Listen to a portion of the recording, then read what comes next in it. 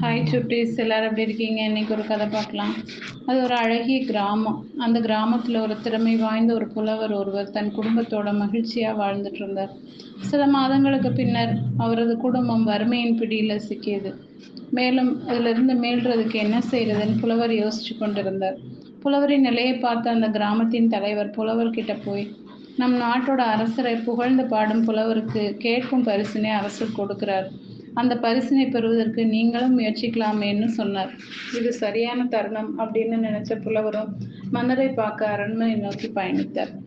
மன்னரை புகழ்ந்து பாடுவதற்காக சென்ற புலவர் அரண்மனையை அடைந்தார். மன்னரை பற்றியும் அவரது ஆட்சி பற்றியும் புகழ்ந்து பாடினார். புகழ்ந்து பாடிய புலவரின் பேச்சில் மகிழ்ச்சி அடைந்த அரசர் புலவர்கிட்ட, உனக்கு என்ன பரிசு வேண்டுமோ கேள் அப்படின்னு சொன்னார். புலவரும் இது போன்ற வறுமை எப்பொழுதும் என் குடும்பத்தை பாதிக்க கூடாதுன்னு யோசிச்சார். பின்னர் அரண்மனையில் ஒரு சதுரங்க பலகை இருப்பதை பார்த்தார். அரசே, எனக்கு பெரிதா எதுவும் வேண்டாம். அங்கே சதுரங்க பலகை ஒன்று இருக்கிறது அல்லவா? அதில் 1ஆம் கட்டத்தில் ஒரு நெல்மணியை வைத்த பிறகு ஒவ்வொரு கட்டத்திற்கும் அதனை ரெட்டிப்பாக்கினா அதை தக்க பரிசாக ஏற்றுக்கொள்வேன்னு சொன்னார்.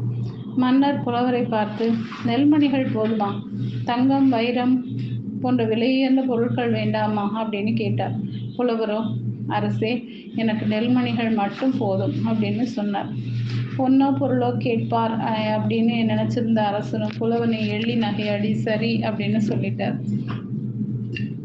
பின்னர் அரசர் அரண்மனை சேவகர்கள் கிட்ட புலவர் கேட்ட நெல்மணிகளை எடுத்து வாருங்கள்னு கட்டளையிட்டார்.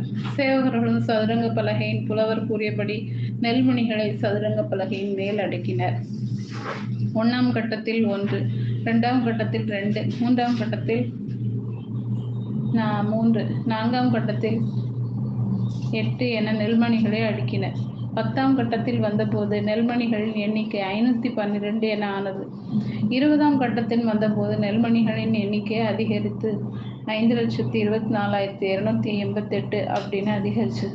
பாதி தூரம், அதாவது 32வது கட்டத்தை அடைந்த போது நெல்மணிகளின் எண்ணிக்கை ஒரு செமைக்கு ஏறியது.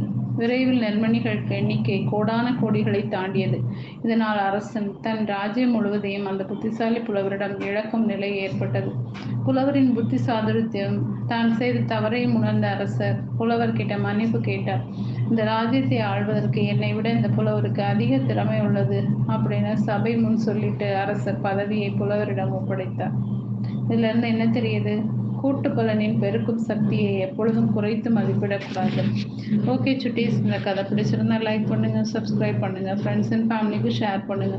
கூடவே இந்த பெல் ஐக்கானையும் கிளிக் பண்ண மறக்காதீங்க. பாய்.